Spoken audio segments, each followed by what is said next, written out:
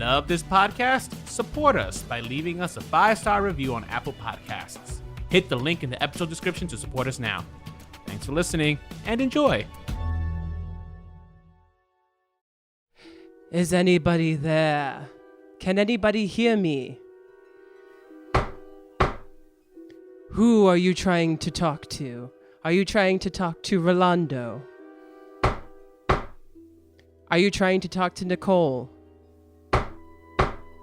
Are you trying to talk to Eddie Z? Are you trying to talk to the filmmakers of the Blithe Spirit remake? We'll get in line because we got a lot to say to them too. My name is Nicole. And I'm Rolando. And this is Remakes, Reboots and Revivals. An original podcast about unoriginality.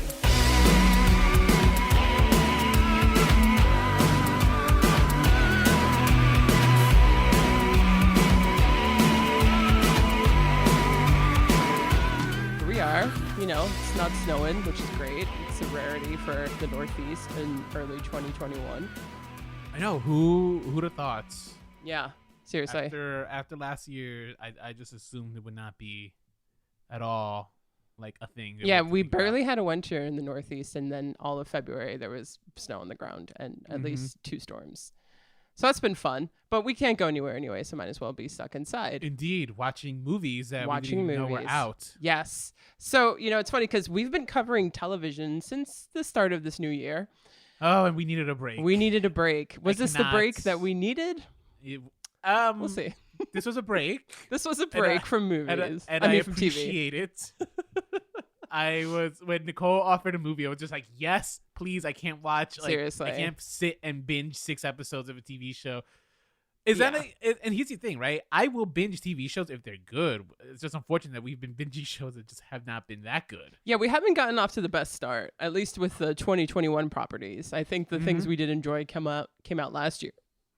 Yeah. And I'll say this. For the price that we paid for the movie, at least that I paid, it was cheaper than a movie ticket. So if they had charged me more than $10, I think I would have been absolutely outraged. I would agree. Well, spoiler alert already, I guess. Yeah, well, if you clicked on the episode, so you must know that today we're talking about Blithe Spirit. We're talking about the 1945 film and this new 2020/2021 movie remake. It was supposed to have came out last year. But because of coronavirus, it got set back, pushed back. I don't even think it's right now just streaming. I don't know. I saw it was playing in a theater in North Jersey. Oh, interesting. Yeah, so it's playing in some theaters. I'm sure it's playing in more theaters in New York. I bet you the only people in attendance are ghosts. Oh. But you can find it. I watched it on YouTube. And I know you said you watched it on Amazon. So it's available on most streaming platforms for like $6 because correct. It would have been an outrage if they charged us more for this. Yeah, I think $6 is fine. It doesn't hurt the pocket as much as like sometimes when you're streaming early in the pandemic with those $18 jammies, which is crazy if you think about it, because that's still less than 2 tickets. But it's still just like the audacity. It's just like, seriously. I am home, sir. Like, why am I paying all this money? I think that this movie should have been $2, and even then, it wasn't worth it. Right. So anyway, you're really getting ahead of ourselves here. If you can't tell, it wasn't the best movie. But let me say this. I really pushed for this movie in particular. And that's more so because I really wanted I wanted Rolando and maybe some people who listen to this episode to feel encouraged to watch the original, which is a film that I actually quite like. So before we get into talking about the properties of the 1941 and the 1945 and the 2021 movies, we should talk a little bit about the background and the history, which is always my favorite part. Yes, it is. So because I know nothing about you this know movie. nothing, which I can't wait to inform you. Didn't even know this movie existed. Yes. So here's the thing. This is as British as you get. Okay. We covered very few British films before. I think the only other one we might have done was Black Narcissus. Rebecca.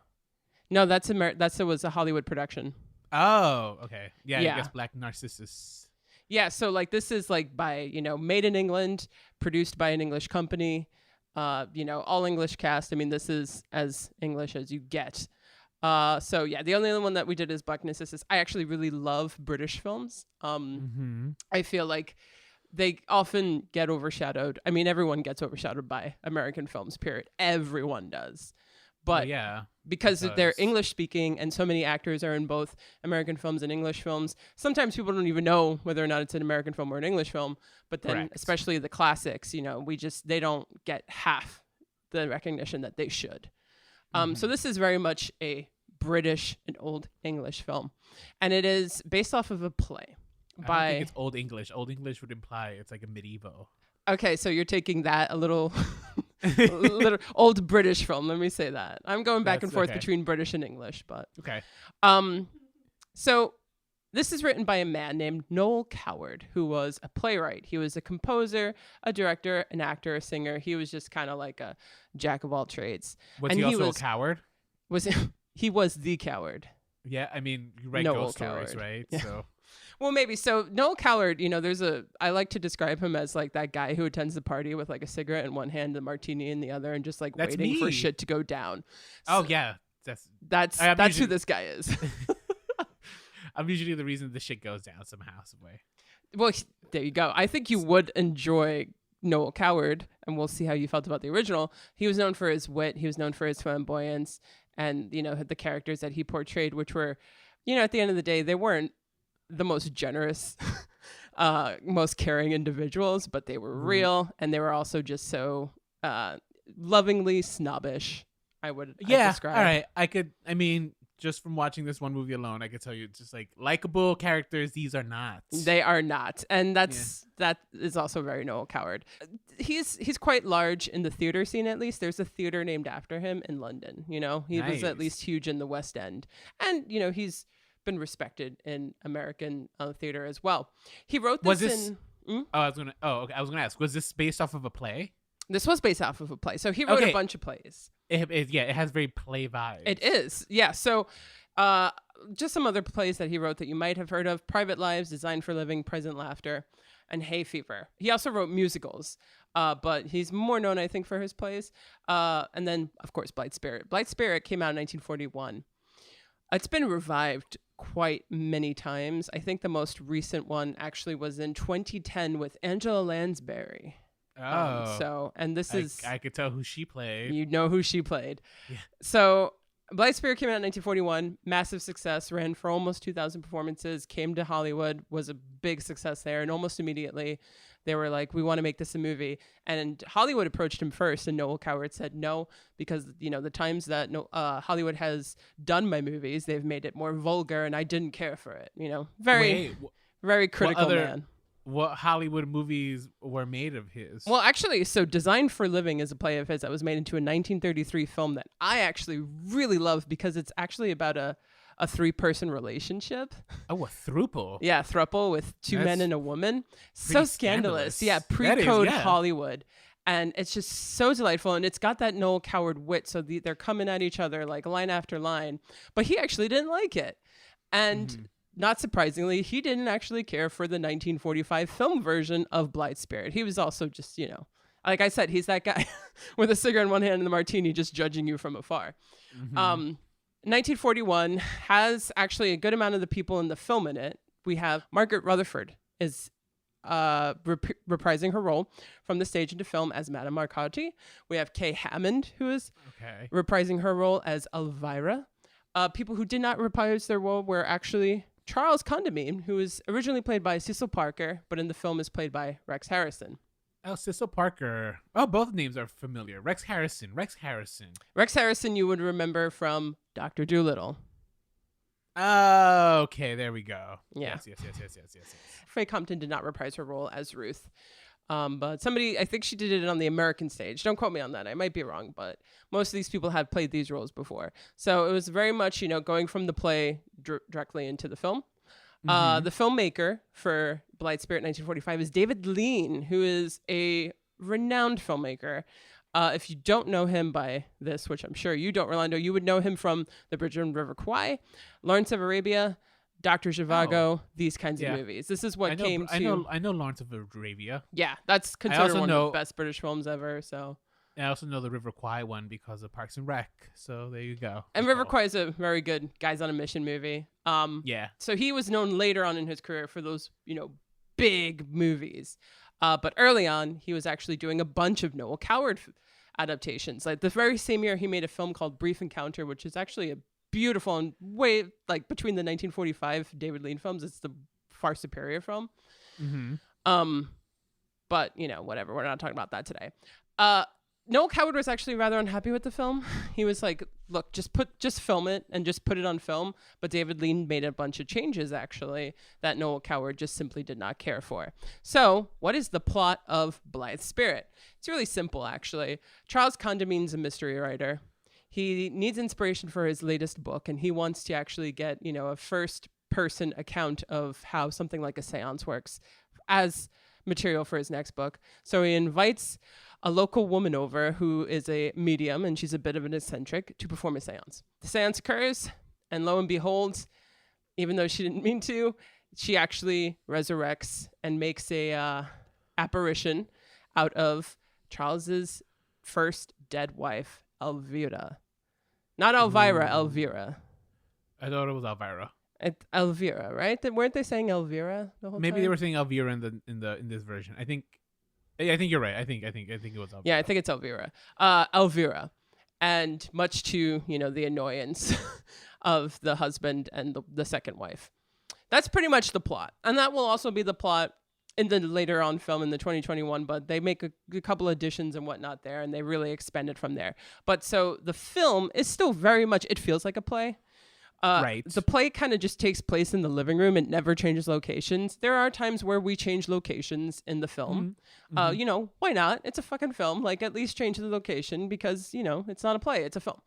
And then two, because it's on the stage, we never ever see things from the point of view of those who cannot see Elvira. We ourselves can see Elvira just like Charles does. But in the film, they do a lot of fun trickery where they show you either her there, like from Charles's point of view, or her not there from Ruth's point of view. And that was actually something that Noel Coward did not like. Interesting. I don't know why. Like, that's literally the whole point of having film. Yes, well, it having a medium plays funnier when you actually see her, but I think I feel like that's debatable. That, yeah, that was his opinion. But nonetheless, I think when you're adapting for film, changes like this should be made. One of the most interesting things that I think that they opted to do was to not do double exposure whenever Elvira was on screen, and that they just did a really interesting makeup job. Well, there was double exposure times. Not a lot. When people walked through her and whatnot. Yeah, and there was also times where, because he was also double exposed at times too, because you could see, I caught, like the first time that he puts his hand through her. Yes. So in those instances, he's also double exposed. Yeah. He's also double exposed. And I was just like, this is bad camera work. No, it was kidding. Wow. I'm messing. It was good. I thought it was good. I thought the makeup job was good to make her look ghostly. Yeah, she actually does look ghostly, and they like put a certain type of clothes on her, and they always had a light on her, so she does kind of like come off as it's kind of fluorescent and whatnot. They make her green with red lipstick, which I found was really interesting because the second wife is wearing a green dress and is a redhead. So something's going on with those, colors that the two of them are wearing. I didn't put that together, but yeah. I mean, she does have a greenish hue. She has a very greenish hue, almost like her body is, like rotted. And, right. Like her dress is gray, but it's very greenish and whatnot. So she looks like a dead person, right? You can tell that she's in contrast to everyone around her. Correct. From a visual point of view, she looks like a ghost. Yes. And in true Noel Coward fashion, nobody's really concerned too much with like, oh my God, how the hell is a ghost here?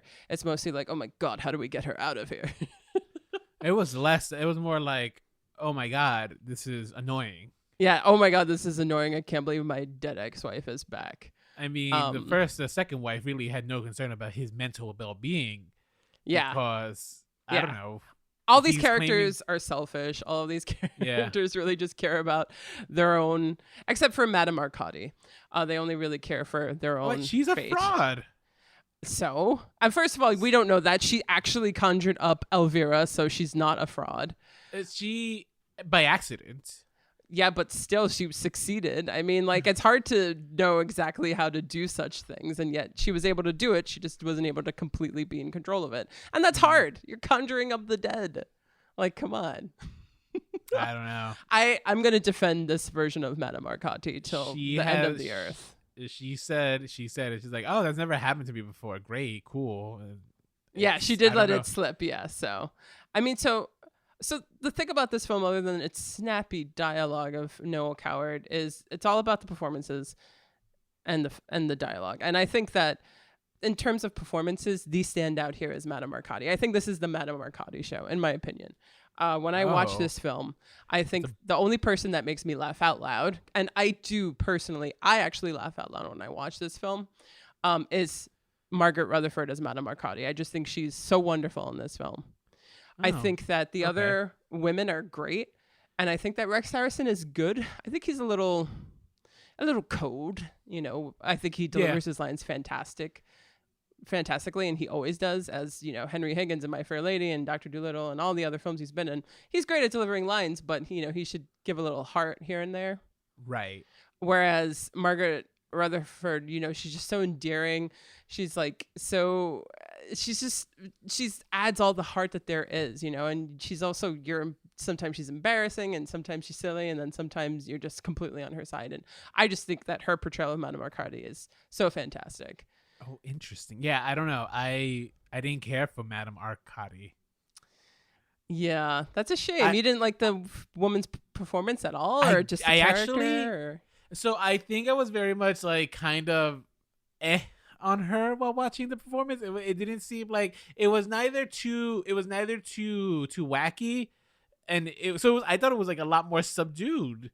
That's so interesting, especially for a comedy, right? Like I was expecting we're going the comedy route, right? This felt, I don't know. I wanted it maybe I was expecting a lot more slapstick humor or straight up just farce, because this is like a really silly premise, right? You conjure up the spirit of your your dead wife, right? Correct me if I'm wrong. Do you call a wife who has died the ex-wife? No, right? It's your first wife. Your first wife. It's not an ex-wife, right? Because she died. She's not. You didn't divorce. Yeah, she's the first wife. Okay. So you conjure up the spirit of the first wife, and now, your first wife is trying to possibly seduce you, maybe kill you to bring you to the afterlife. That wasn't that. She wanted to kill him, but that wasn't. But that wasn't. Yeah, she wanted him to join her. Is that what it was? Mm-hmm. I didn't get that much vibe as much as. I don't know. But I don't know. Yeah, it seemed like a silly concept, right? So you expected a little bit of, I don't know. I expected maybe the comedy to be a little more heightened.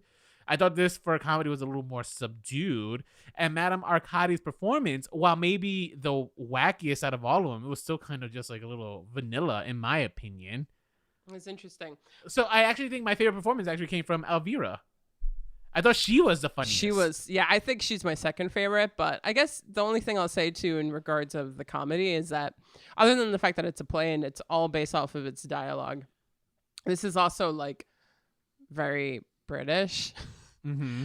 So there is a coldness about these characters and whatnot. It's also very Noel Coward, you know, they're selfish, cold people at the end of the day. So done right, you know, which I think this movie to an extent is done right. I don't think it's the greatest British or the funniest British film ever, but I think that they really understood their characters, and I think that they all delivered pretty well to the point where you either love them or you hate them. I don't know if I hated anybody.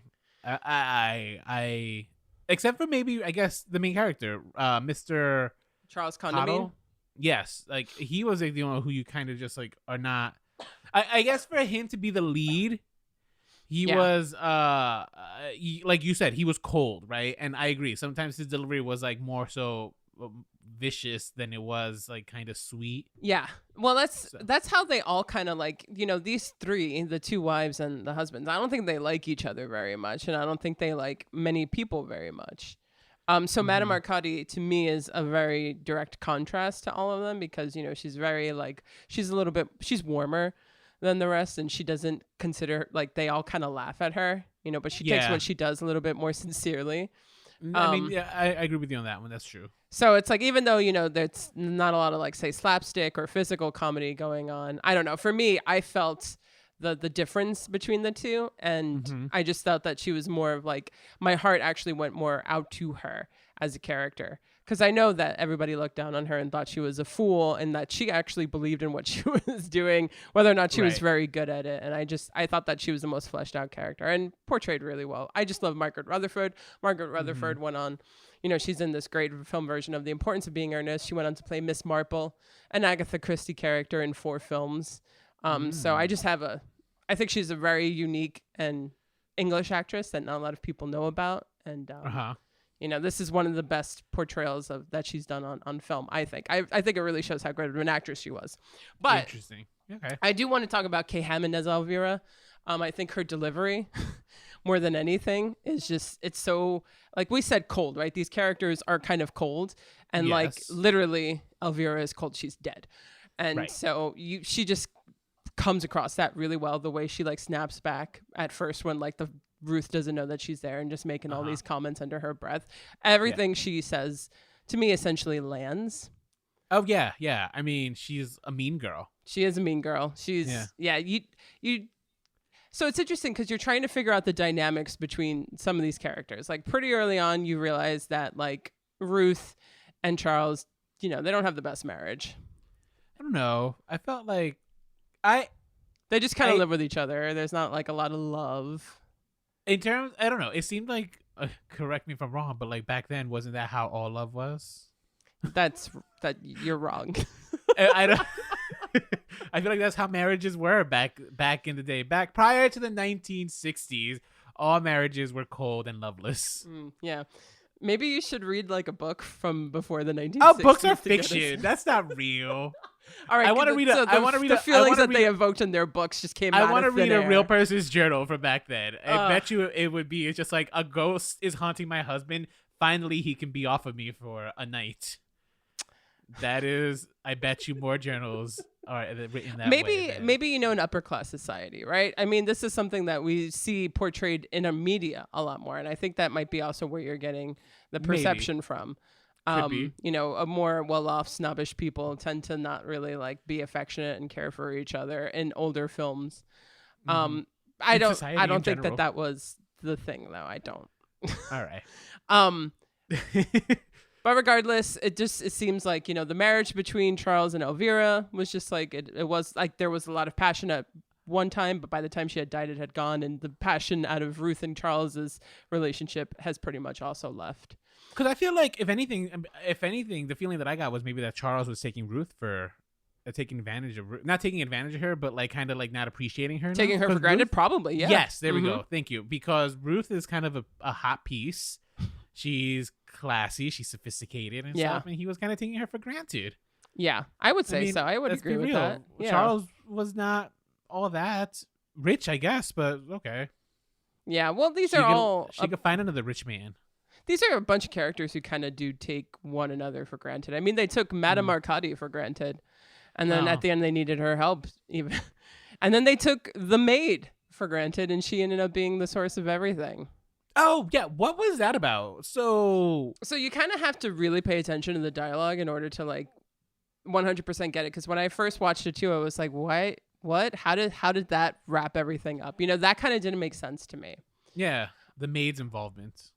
Yeah, so it's pretty much that while they were conducting the seance, the character of the maid had wanted someone to come back on her own. So when Madame Arcadi was conversing with Daphne, you remember her like spirit guide Daphne? Yeah. And Daphne went out looking for who they were calling for. She mistakenly got Elvira, because Elvira says, "Oh, this child with a light just came towards me and told me to come with her." She's like, "I didn't want to come here. Like literally, I was dragged by this girl with a light who is Daphne." But Daphne was looking for who the maid was looking for.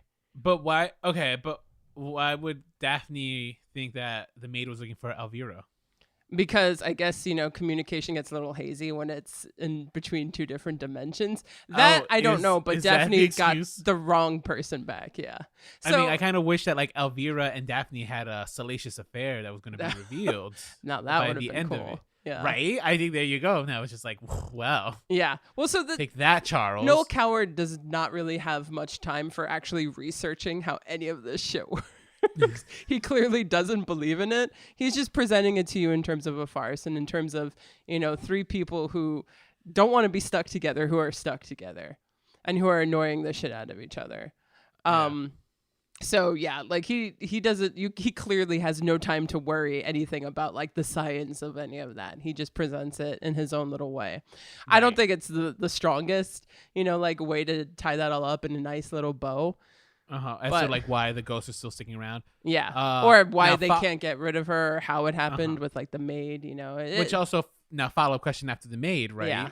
Why after Madame Arcady thinks she got rid of the ghost, right? Does she instantly feel like some bad juju and it's just like, you need to get out of here, you need to leave? Like that confused me because it's just like so again, this is what I'm thinking. It's just like, so Madame Arcady's, and again, admitting that she's a fraud, a huckster. Well, she also admitted that she had the faintest idea as to how to get rid of a spirit. She only knew how to conjure it up, and then only one time before did it work, I think. Which I do appreciate, though, for comedy, because, like, I think, isn't that the goal of, like, a lot of these characters? Like, you conjure up the spirits, but it's like, all right, but how do you get rid of it? Yeah. Like, after I have my conversation with the dead one, how do I release it? Well, I will say that in the play, he doesn't die, right? Spoiler alert, if you're listening to this and you haven't seen it and you actually want to, at the end, Charles dies in the movie. In the play, he does not. Okay. They get rid of the apparitions of Elvira and Ruth. And then, by the way, Ruth dies. Ruth dies in the third act. If Mm-hmm. Ruth dies in the third act, she becomes a ghost. Also, that scientifically also doesn't make sense, because how is she able to become an apparition like that? Right? She dies, enters the house, and starts beating up Elvira. It's funny for a comedic reason, but technically, scientifically, how does that make sense? I don't think scientifically is the correct word here. Or what's spiritually? Paranormally? Metaphysically. There we go. Thank you, Eddie. It doesn't make sense. And, some people think that ghost hunting is a science, so we should at least respect those who can make a living. So.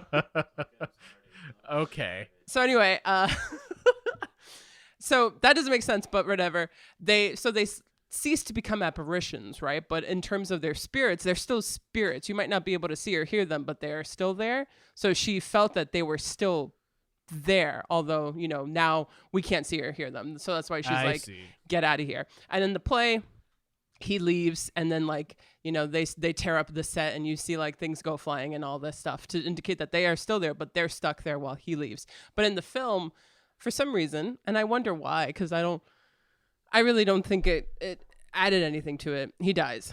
And punished. Well, all right. He's supposed to be punished. Here's where I guess I'm kind of mixed in this portrayal of this movie. Okay. Where, I get that Charles is kind of cold. I get that Charles might be having a quasi affair with a ghost, but technically speaking, it's a ghost. So why is Ruth feeling insecure about this? It's just like, and he didn't divorce her. That was his wife, Yeah, so however, from a contractual marriage bound, technically speaking, he is not married to her. He doesn't owe the ghost anything because it's till death do you part. Mm-hmm. After you become a ghost, it's just like, well, this ring is gone. Sorry.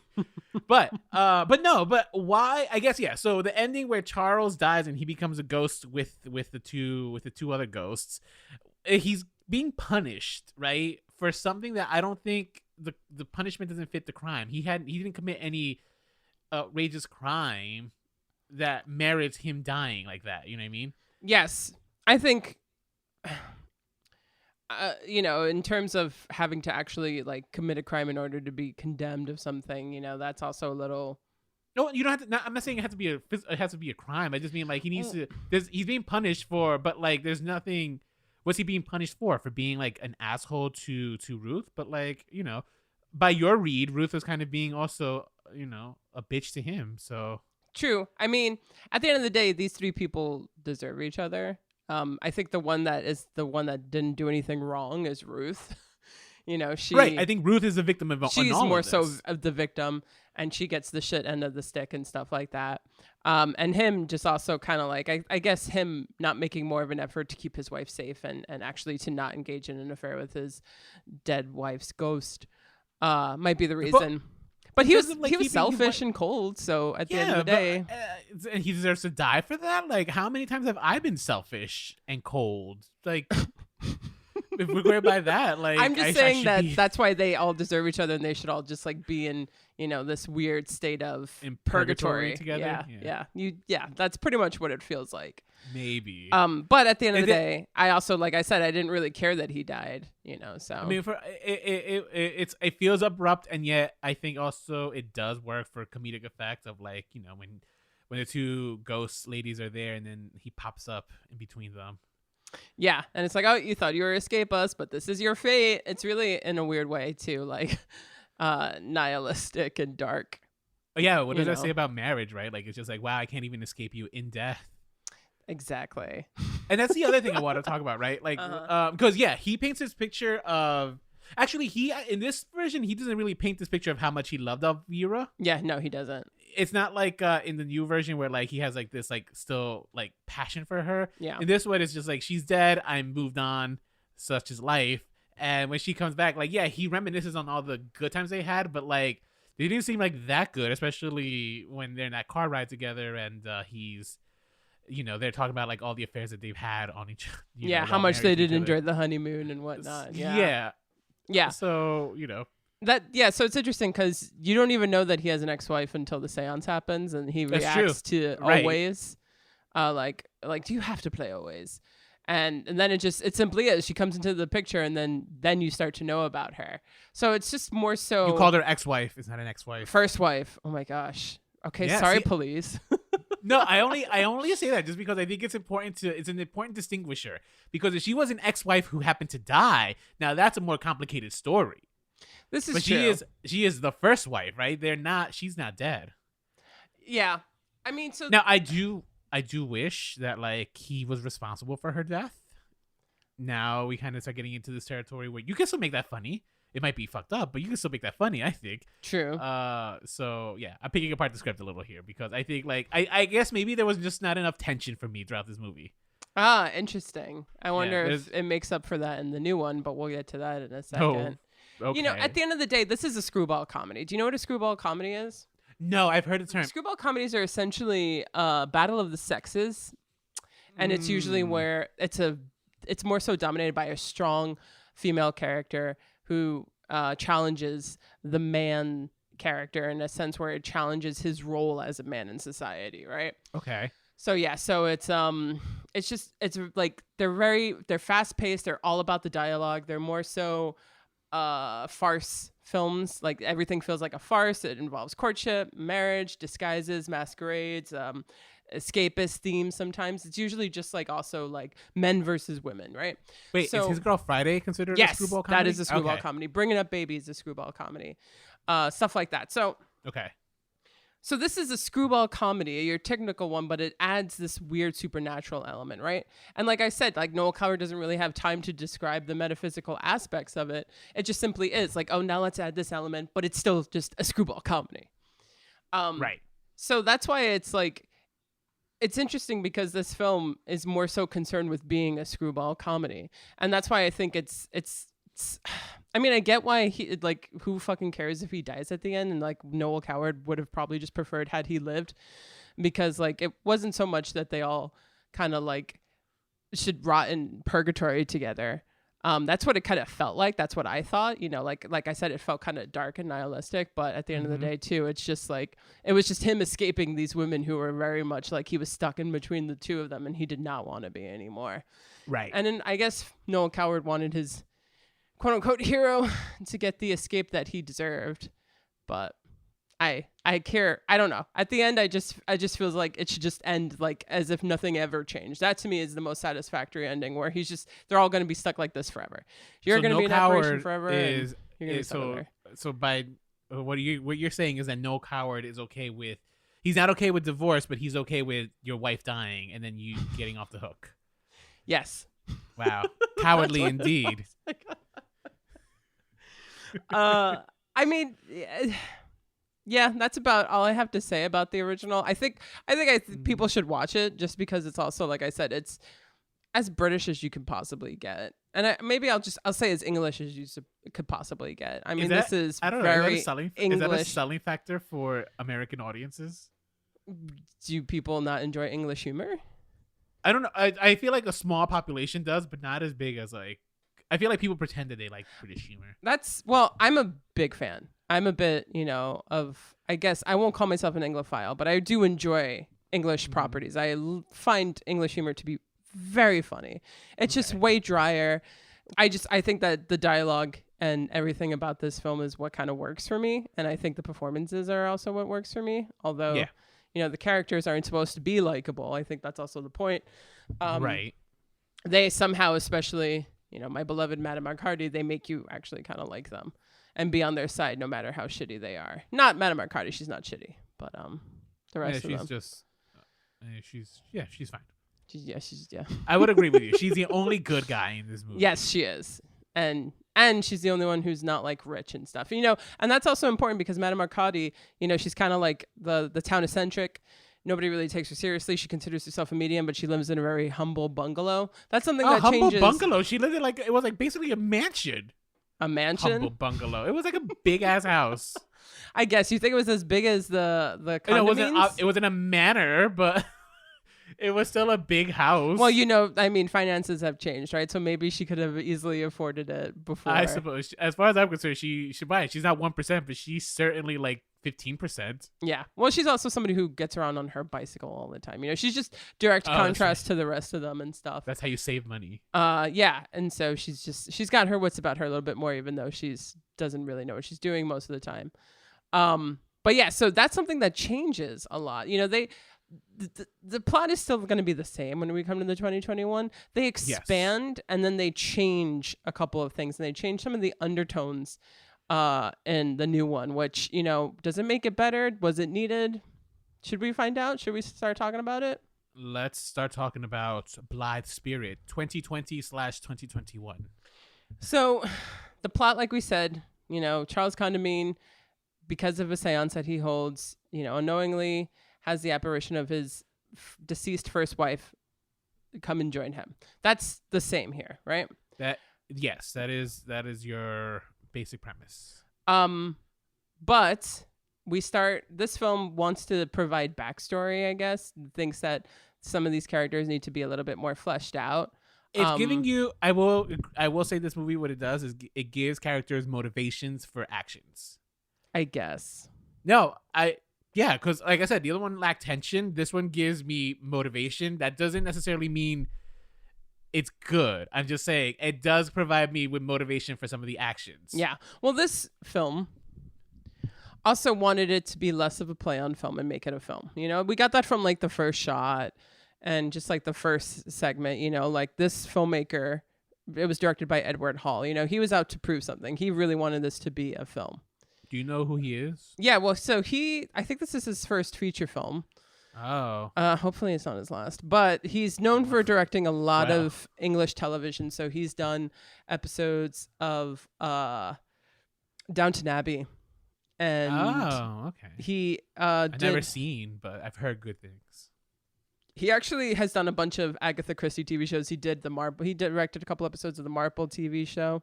He did Sleeping Murder there. He did the Partners in Crime, that Tommy and Tuppence adaptation of Agatha Christie. Agatha Christie is big in England. Another thing that I love is Agatha Christie, and she's very English and all this stuff. So I think I personally have a thing for some English properties, but this is his first film. Dan Stevens plays Charles Condamine, who I think is most famous from Downton Abbey. He's from Downton Abbey? Yeah, he's from Downton Abbey. Oh, I only know him from Legion. I know him. I think the only other thing I saw him in was that Will Ferrell movie that came out last year. Will Ferrell was in movies last year? Yeah, that was about the Eurovision song. Oh, I was thinking... Oh, Will Ferrell. I was thinking Colin Farrell. I know what you're talking about. Yeah. Wait a minute. Dan Stevens was in Beauty and the Beast. Yes. That's right. He was the Beast. He was. Yes. He was. He was covered in CGI for most of the movie, though. That's a cow. Yeah. Well. Yeah. But he was the Beast. So we got Dan Stevens as Charles Condamine in this one. We got Isla Fisher as Ruth Condamine. Leslie Mann as Elvira. And we have Judi Dench as Madame Arcady. Oh, speaking of Judi Dench, I asked Eddie this, and he said that he gave me an answer. Eddie, what was your answer? Oh, and I asked, what is Judi Dench famous for? Because I know that she's a dame, but what is she famous for? What was your answer, Eddie? Oh, James Bond. Okay, yeah, she was. And for a long time, she had her own TV show. She had her own TV show. I want to say it's called Time and Again. She was in a TV show called As Time Goes By. As Time Goes By. Which I actually really enjoy. It was on the BBC for a very long time. Or was that Channel And also 1? she was I want to say that she has played the Queen. She played the Queen in Shakespeare in Love. She did. Yes, she did. So the thing about... I feel like she's played the Queen several times though. I think she has too. I was gonna say was she the Queen, but that was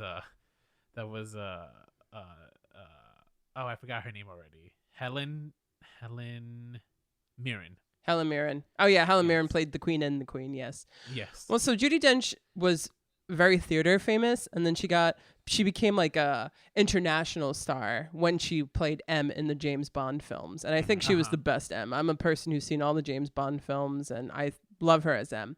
After that, she just started getting, how like there's the Hollywood films that try to appeal to British audiences every year. Yeah. She's usually in those. So she's been in Shakespeare in Love. She was in remember that movie Philomena about like the Irish nun, I think she was. Iris Chocolat. Notes on a Scandal, so she's just like typically cast. So you'll always see Judi Dench, but who knows if you actually watch her movies. Well, yeah, that's what I was going to say, because I was just like, as I was watching the movie, I'm just like, why Judi Dench? Dame Judi Dench. Dame Judi Dench, Judi Dench. Yeah, what a tongue twister. All right, but I was just like, but what is she famous for? Because that's it. That was just my question. It was just like, all right, she's definitely one of those people that everybody knows, but like you said, it's like, think about it. Where do I really know her from? I remember her in the Chronicles of Riddick. Yeah, she's in random shit, man. And she was in Cats. Yeah. She was in Cats. That's right. She was in but Cats. So was everybody. Yeah. So was everybody. Almost everybody. We forgive her. But yeah, so Judi Dench is in this. And honestly, Judi Dench, I think, is a great actress, and she barely is given a role for her to show her versatility. And this film is like no exception to that almost stereotyping of Judi Dench. Where she usually just plays like the old woman. That's it. She just plays the old woman. I mean, right off the bat, I'm just going to say I hated Madame Arcady in this film. Oh, I preferred this Madame Arcady. How dare you?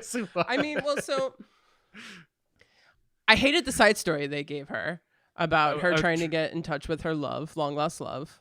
Right. I know you said that's motivation, but that was just stupid. Again, I agree. It created motivation as to like, why does her character do the things that she does, right? I don't think it needed it. I mean, well, I would agree with her character. This is one character that you don't need a backstory for. You don't need a backstory. They completely changed her dynamic. She went from the town eccentric who claims to be a successful medium to a star who's selling out theaters. But then none of that matters because almost instantly she loses her fame, right? She instantly loses her fame, but she does have this beautiful house by the cliffs of Dover. Mm-hmm. Which I remember seeing. It's just like, wow, what a view! Like that house must be a fucking fortune. Yeah. So it's just like, why does she have to be in that stature, and just for her to lose it when none of that even comes into play, or is a motivation for her to help these characters, or comes into play with the actual in that town stories. though? Because I don't think she lives in that town. What? I don't think she doesn't live in because they were in what, London? I guess no. So. She was in Sussex, but that's not where they were. I don't remember. Look at that. Okay, I just watched this movie 3 hours ago, and I don't remember. No, the reason I say that is just because but she had international fame. She wasn't just famous in England, well, yeah. So she was. So it didn't matter. I don't think she's doing nightly shows. I think she was just maybe on tour or something. Well, she said they expect you to come up with the miracle show after show, day after day. Yeah. So I feel like she would have been doing I feel like she would have been selling snake oil to all sorts of different countries. So her source of income isn't ruined. I disagree. She's a huckster. I mean, a lot of her money came from her success on the theater, and then she went to go visit that. Also, word of mouth too, and word of mouth. Yeah, I mean, the internet didn't exist back then, guys. So just the printing press still existed. People were still able to pick up a newspaper and listen to the radio. Comes up with a new name. All right, we're getting lost in the weeds. We really are. But they even tore up her card. It was pretty ubiquitous at that point that she was a fraud. Oh wait, you're Anywho. talking about that's another side story that she had. Her involvement with Houdini and the people and the spiritualists. Yeah. That I don't know what that was about. Why we needed that. I thought Well, he wasn't Harry. it wasn't Harry. No, he was saying he was friends with Harry. He was, but I think he is one of the. You know how Harry Houdini was like on this quest to like stop spiritualists because he thought they were like just ripping people off. Mm-hmm. All right, so I'm pretty sure he was one of the. I think he was another real figure that was like kind of involved with that kind of group. Yeah. Side note, Rolando, were you in grad school still when we attended MoMA? We saw that whole like 5D show about early spiritualism and Harry Houdini and Arthur Conan Doyle. Were you there, or had you graduated at that point? I don't remember that one. No. Oh, okay. All right. Yeah. Never mind. I worked at Houdini's. I actually did a shoot in Houdini's studio. Ah. It's actually in Union City. Oh, really? Uh-huh. It's really?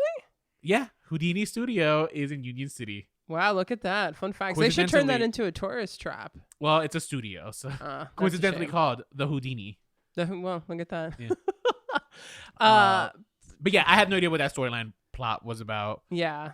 It was just a shame. I really don't think that they needed to add all of that to Madame McCarty. Perhaps they wanted to hit that she was a fraud like harder, and then like have this whole reveal that actually she was able to successfully bring an apparition, to this world. But it didn't land for me. I mean, this movie is like an extra 20 minutes. No, I think they're about the same length. I mean, the original was about an hour and a half. This one was about an hour and a half plus 9 minutes. Okay, so all right. Well, those 9 minutes feel like an eternity, though. They really do. I mean, this whole film felt quite long. I will say this: I kept pausing the movie to make conversation with Eddie. You secretly look at how much is left, and it's just like, oh, there's so much of this movie left right now. Why? Yeah, I kept doing that too. I was like, how much more? How much more? Yeah, that's my favorite thing to do. Like, I love to pause movies to talk about it with Eddie. And but sometimes if the movie's good, you're like anxious, right? Yeah, you don't want to pause There's only so much left. But like here, I'm just like looking for any excuse to pause it and whatnot. I paused this movie a bunch of times. Excuse me, now I have hiccups, but they add a couple. They're like punching me in the chest or something. Stop talking shit about our movie. They add a lot more to the dynamics of the relationships that Charles has with either Elvira or Ruth, right? So immediately in the beginning, when he has his writer's block, we see that his relationship with Ruth is a little strained. They're not physical with each other.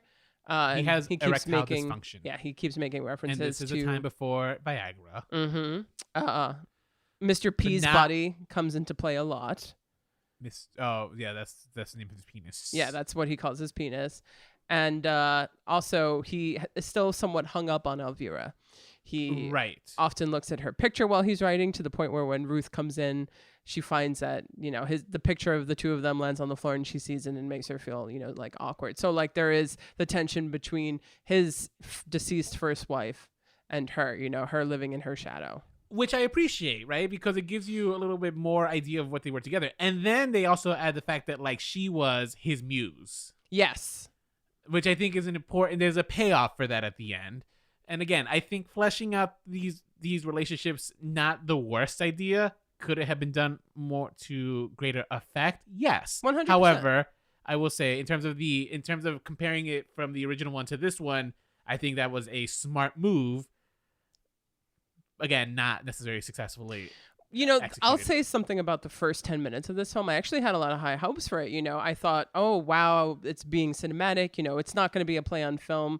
The art direction, the costumes, I was like, oh, this is a really accurate period piece. Mm-hmm. Not so much for the script. I mean, when you have Noel Coward's Woody, rapport going on, and you add a good amount of dialogue that he didn't write, it's just very noticeable. Right. And the dialogue was too busy, setting up exposition or explaining stuff and setting up things for later, that it was very distracting. Yes. For me, at least. I know that you watched this one first, so perhaps you might not have noticed that. I didn't notice. I noticed it. You noticed it. And when I was watching the original one, right? Because I saw there was a lot of times where like the dialogue was basically the same. Yes. Yeah, a couple times there were. Not a few. Much, but a chunk.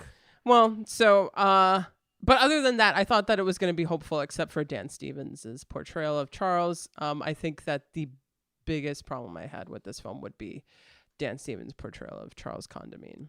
Let's get into it. Why, Nicole? Why do you hate Dan Stevens, our beast, our legion? He was almost he was so theatrical to the point of being cartoonish.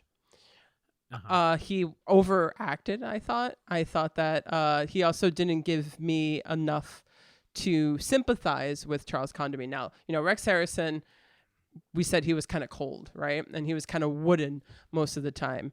But he was believable in his role. Dan Stevens is kind of the opposite, but he lacks any real, to me at least, warmth or depth to his character. And he's incredibly unbelievable in his role. I just felt like the whole time I was watching an actor. I mean, I don't disagree with you about watching an actor, but I also will blame the script on that. Okay. And I don't know. I think in terms of like when I'm watching a comedy, right? I think that's one of the things. Not all comedies need to have that kind of overacting, but I feel like sometimes that just happens a lot naturally in comedies, right? Like usually you're in situations that are just not real. And so as a result, like you're kind of just you kind of turning that knob on your performance to kind of like accentuate that a little. And I think I agree. He did that. I think he did it. Did he do it successfully? No. He almost felt like Jim Carrey in Ace Ventura. There you go. I don't disagree with you. I got very much Jim Carrey vibes from this performance. Yes, agreed. I thought it was all the way to 11. And it didn't need to be that way all the fucking time. I mean, from the moment the movie started, he was turned to 11. Yeah, and it was just a bit much. From him just like being this like, I'm a terrible writer. I can't write. How am I going to write my screenplay? And then you have Isla Fisher, who again is also. So I think my critiques actually come from the females. Most of the females in this cast. I think Leslie Mann might have been the wrong choice for this role. Interesting. And same thing with Isla Fisher, because I hate to say this, but Isla Fisher is not a particularly good actress. She's just not. I mean, most of the time, I mean, I hate to be this person too, but I'm like, why couldn't you have cast a British person? Because like I'm also aware of the fact that you're not British. Well, she's American, right? Wasn't she American? Is she American? Are you asking me if Isla Fisher is American? No, I meant the character. Oh, of Ruth? No, absolutely Ruth wasn't American. They're all British. Not Leslie Mann. She was American. In the original, they were all British. I'm sorry, I misunderstood your question. Yeah. In the remake, I'm pretty sure. I know that Elvira was American. Yes, Elvira was straight up American, but no, but I don't Ruth know was. Was Ruth wasn't. I think Ruth was. Then what was she supposed to have, a transcontinental accent? Because she came off as trying to do a British accent. Oh wait, that's right. Because she was the daughter of a British filmmaker, of the British producer. Yeah. So I guess she was supposed to be British. I think she was supposed to be British. Was she? Did she have an accent? I didn't even notice her accent. She did. I noticed it. I don't know. I guess maybe I just like kind of tune out Isla Fisher a little bit. Yeah, unfortunately, like she's you like have a yappy this little dog. She's all like. They give them this whole dynamic where it's like, there's like, trouble in paradise, and they're not, she lives in the shadow, and yet nothing really stands out about her performance. Like they give her all of this and nothing really happens with it. Mm-hmm. The one that stands out way more, because also just the way that they went about with is Elvira, because she's just so abrasive of a character in this one. But she starts off way too abrasive right from the get-go. Right? So Leslie Mann plays Elvira in this one. She's American in this one. Strong Zelda Fitzgerald vibes from the start. I just want to point out, they don't say that she's American until like much later into her appearance. Yes, even though it's pretty apparent. It was apparent, but I was very confused. It's just like, wait, why is it? Where's her accent? And I kept thinking, just like, did Leslie Mann just not want to do an accent? Yeah. And it wasn't until like later on where he confirms, like, my little American star. And I was like, oh, okay, so she's American. Yeah. I would bring that up earlier, but all right. I guess, yeah. I mean, that didn't bother me so much. It was interesting because in the original, Elvira, she appears and she's just observing everyone, but she knows she's dead. Right. An element that they added in this is that Elvira didn't know she was dead. You know, for her, it was just a couple of seconds and she didn't know what happened. She just comes to her house and she sees it remodeled and there's another woman. And yeah. And she's just like, I can't believe you did this. So like she comes to terms with the fact that she's dead. She does. No. And then like within the same scene and then everything continues. And we actually find out that Elvira was not only his muse, but he pretty much, ghost wrote her books. Right. She was the real creative one of the between the two, and he took credit for it. A big plot point. A big plot point, so they actually make Charles a little bit more despicable, I suppose, in this one, because he used her for his own means. I mean, I feel like that's par for the course back then, right? Men using women. I suppose, yeah. There was that whole film Big Eyes about this successful painter who back in the day, the husband took all the credit for her and stuff. So, and we don't know half the people out there that had that too. There are a lot of people who think that Shakespeare was a woman, and there's a lot of evidence to support that claim. There's a lot. I thought that Shakespeare was gay. Well, so, okay. Bisexual. Okay, good. Perhaps. Some bisexual representation. Here's what sidetrack really quick, just so I could let you know what I believe about William Shakespeare, is that I believe that there was a William Shakespeare, but I believe that he was paid by someone to pretend to be William Shakespeare. The reason is because, one, there's not any real writing of him, and William Shakespeare as an individual, what they have of him, it is clear that he was illiterate. His parents were illiterate and his children were illiterate. How can the greatest playwright of all time be not only come from illiterate parents, raise illiterate children, and the only time we ever see his little like physical markings of his name is when he was a dock worker? My guess is that he had a scribe, and then he would just dictate everything to the scribe, and the scribe would just write it, and then do lots of editing. No, I don't think so. No, you don't buy that. I mean, it makes a lot of sense in theory, but there's also just all these other factors that I'm not going to get into. I mean, I can't say I wake at night thinking it's just like, who is a real William Shakespeare, because he's been dead for 600 years. It's just like, I don't. Well, care. I think it would be really damn cool if it was either a woman or a bunch of other people for us. I mean, I want to believe that truth. Jesus Christ was also a woman, but like it's irrelevant information this late in the game. So we're talking about fake things, ghosts here, so let's get back to it. So Elvira is really the creative writing genius, and whatever it is, it makes Charles a little bit less likable as a character. So I already didn't like him because mainly of Jaron Stevens' portrayal of him, and they really you also don't find make that out also until later though. Oh, that she was the ghostwriter? Yeah, that she's the ghostwriter. No, almost immediately when they're, in their dialogue, she was like, oh, they're adapting your film and you haven't written a word of it and you haven't written any since I died. What are the odds of that? Well, they hinted at that, but I guess, again, I also took that as just like, well, she's the muse. No, I immediately got that she was the writer. Interesting. No, I didn't get that until like literally like when they talk about it at the Hitchcock set.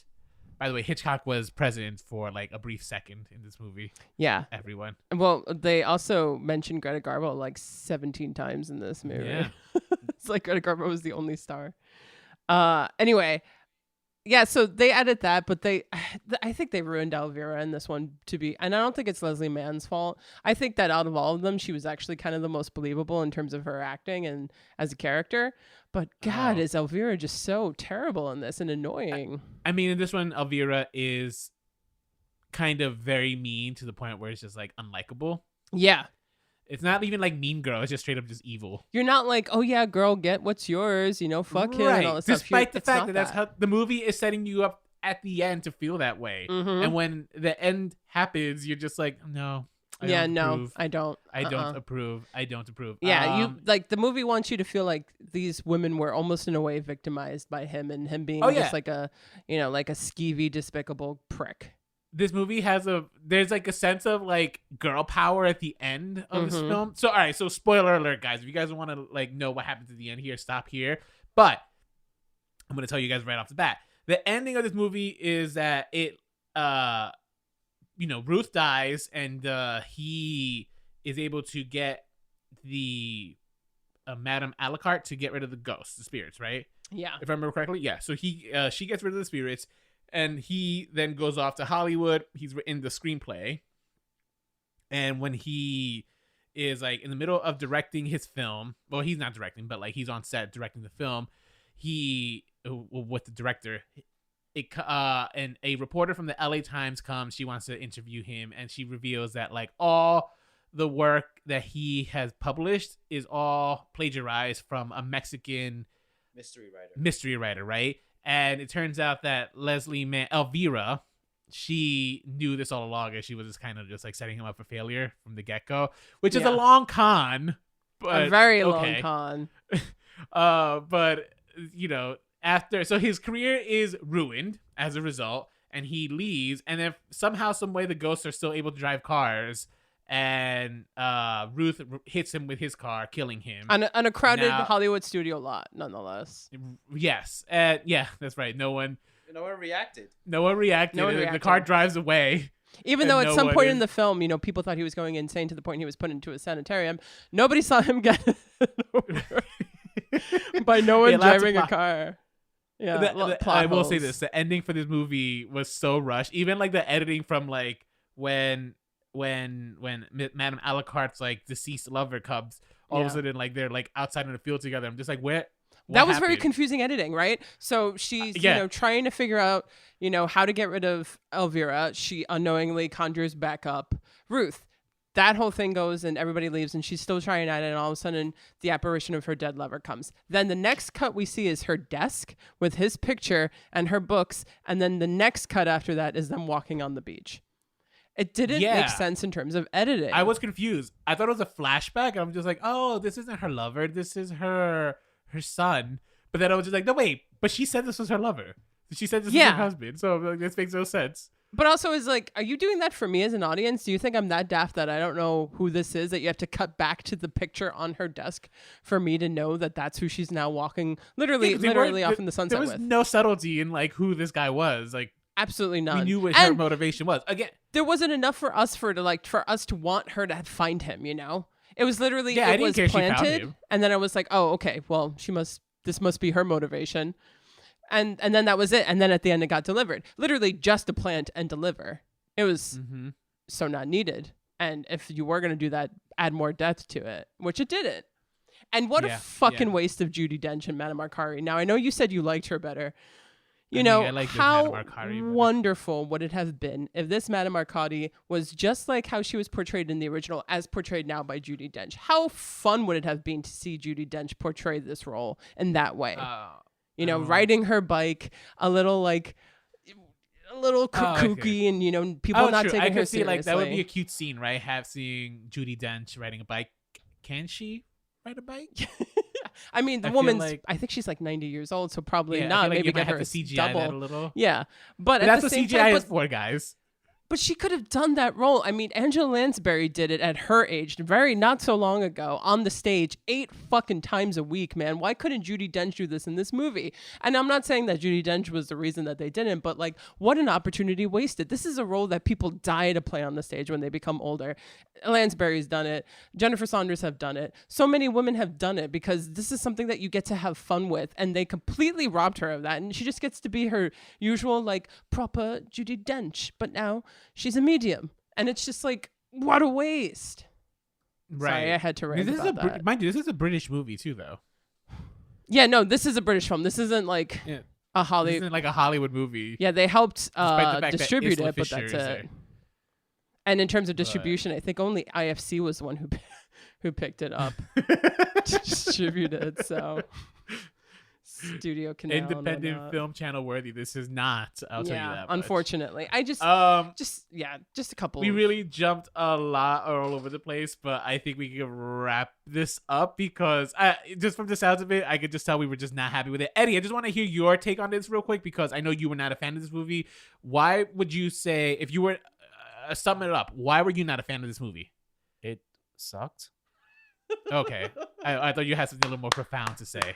Anything you want to expand? Bravo. No. So I just felt it was such a waste of basically actors that I really enjoy in other things. But okay, closer. Okay, actors that I really enjoy in other things. I was very surprised that it just didn't. I was just confused. just confused. I mean, I understood what the plot was, but I just felt the execution was done badly. There were moments I was wondering, is this a comedy? Is this the story of a man and living in a domestic violence situation? Wait, what's the violence? What was the violence? Oh, the ghost. Yes, and her throwing things and planning his death. And then the tragic death of his wife, his living wife, and there's that, and it was just kind of all confusing. And it's like, is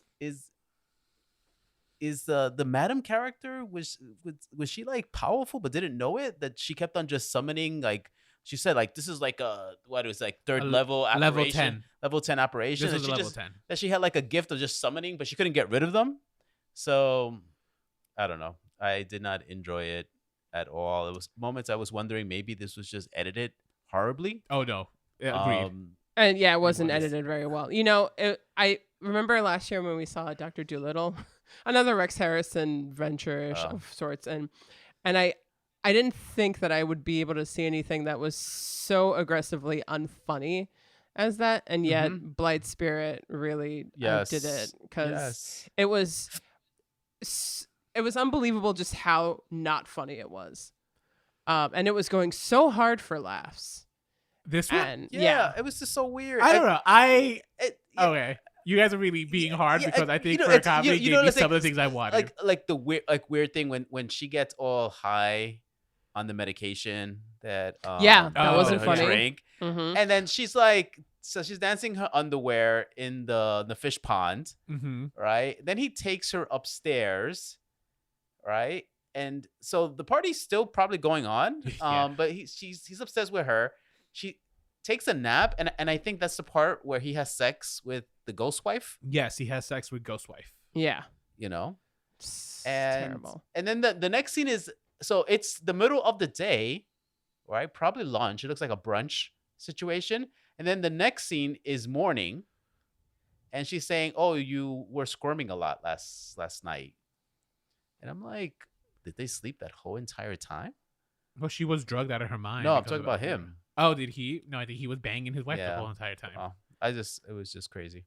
Yeah. You know? Do you remember when in the new one she accidentally kills Ruth, and then all of a sudden it cuts to her and she's like, "Oops." I mean, I was supposed that, like, I literally felt like, insert laugh here. Nothing. You know, even like when Ruth died and he's attending the funeral and Elvira's there. But I actually laughed at the car scene. This car flying off the cliff. How do you not laugh at that? That's great physical comedy. What? I thought it was physical of the car. Yeah, the car just flying off of a cliff. That's a physical comedy. That is a car. I laugh. I laugh. I did want to say this though before I forget. How long can you go without using the brake? Is my question. Oh, like the pause. Oh, the break. Yeah. The break. Yeah. It's bad. And even the stupid scene of like throwing knives at the cook. Yeah. To get her to run off too. Like, what's the motivation about that? Like, why? And why did they take so many knives for the cook to leave? Yeah. And then that was done better in the original. You know, and then the housekeeper stood almost to the very end until she was like, "This house is crazy. I'm out of here." You know, right. But you remember how that was done in the original? Was that he just comes back and like they're all like with their bags and their packages, and then you can see them limping and they're going off. It's like, oh my god, what happened when I was away? You know, like the suggestion of what happened instead of actually seeing it worked better in the original than in the new one. You know, it's just they were trying to expand upon it and they didn't make it better at all. You got to work with the source material. I actually think watching this, if you remake this down the line, I wonder what it would be like if you have homosexuals. Okay. Right? Like make Charles a homosexual. Even better, right? I got it. You make Charles his first wife being an actual wife, and now he's married to a twink. Right? There you go. Now there's your setup. Now you want to add some real drama there. You have the twink constantly being just like, I can't compete with a real ghost vagina. There you go. I got you. I gave Hollywood a new story right here, right now. This is one of a few, I'll call these gold star episodes, and where at the end, Rolando just says, next time you remake it, make it gay. Because sometimes they do make it better, you know? Honestly, it would be better. Like, remember when we did an Affair to Remember? It's like, imagine if this was gay. It probably would have been more interesting. Mm-hmm. So there you go. Yeah. That's my pitch to Hollywood on that one. I think we know the answer to this question, but do you think that Blithe Spirit was needed to be remade? Oh no. Eddie, no. No. This is for anybody. I'm gonna say, I mean, no, but only because like, no, just no. You know why? Because the first one is just like, it's fine. I don't know why would you remake something that's just like okay. That's my okay. that's Well, my stance. I mean, I think it's a little bit better than just okay. But this is why I think that this wasn't remade. Other than the fact that it just, the world doesn't need another forgettable film. If you're gonna add something new to it, or if you're gonna say something new, and you want to add a twist, like a feminist twist or something, I guess just like make sure you're actually doing that, and that the people who are in charge of that know what they're doing and know how to freaking write a script. And at the end of, Blithe Spirit has been revived many times on the stage, right? And it's still a success. So this was kind of inevitable.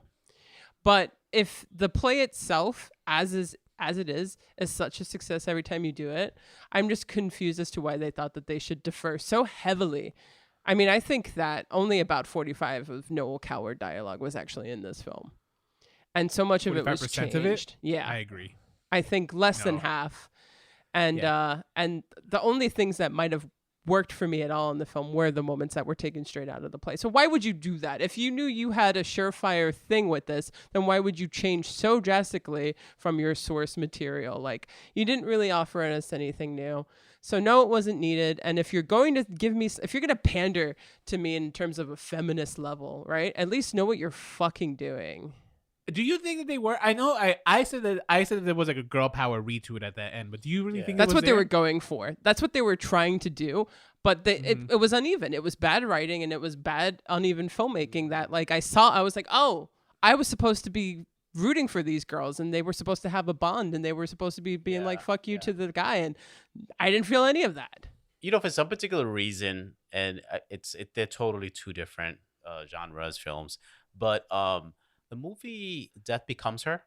Ah, I love that. Do you remember that one? Yeah, I love that movie. With Goldie Hawn and Meryl Streep, right? Yeah. Right. And Bruce Willis. Yeah. Right. See, like that one, with the tension of the new wife, the old wife, that element of the supernatural. They're undead. Mm-hmm. Mm-hmm. And it's like they have this like rivalry with each other. And then it's like he becomes like the focus, and at the end, their actions destroy themselves, but there's a redeeming aspect for the male lead, in this particular movie. But this didn't give me any. I mean, it's not the same movie, but it didn't give me any of that. There was no redemption in any of this. Yeah. There was no one was redeemed. Yeah. And it's redeemable. There's a lot of flaws to Death Becomes Her, but overall it hits what it's supposed to, and you actually get the story. You actually get that this guy actually is stuck between these two women who just are such in a feud with each other, and who are just trying to constantly one up each other, that they're just going to be doing that for the rest of their lives. Like that story actually has a full circle to it. And you get it, you feel it, and you don't feel any of the moments, or there's no full circle in this movie. There's no hitting the plot points here and like the beats that you're supposed to feel as an audience. It's just so uneven and such a shame, because I was hoping that this would encourage people to go back and watch the original film. First of all, nobody knows that this movie is out. I'm surprised if we're going to get any listens, but second of all, people are not going to want to go and watch the original, because they're going to think that it's as bad, and it's not. I know that you didn't care for it, but it is truly the better film and better. It's the one worth watching, and if you're going to watch between one of these two films. No, yeah, I mean, yeah, I'll admit to that. Like, I think the original one was the better film. Yeah, it was. Thank you. Sure. Thank you for agreeing with me. Of course. Here's where we're going to disagree in the lightning round. Lightning round. Yeah, because literally Charles, Ruth, Madame Akadi, and Elvira are all the original for me. Oh, okay. Well, Charles, I'm actually gonna go with Dan Stevens. He just felt a little more lively. I'm sorry, Nicole. I'm going to go with Dan Stevens on that one. How could you? And Madame Arcady, I will go also How could with you? Judi Dench. Because there was nothing to her character. So her character had no depth. There was no personality. I didn't care for the other one. I was just like, But she was a more well-rounded character. I feel the only person who could have played this character better would be, get rid of Judi Dench. I would have played, Cloris Leachman should have played this role. All right.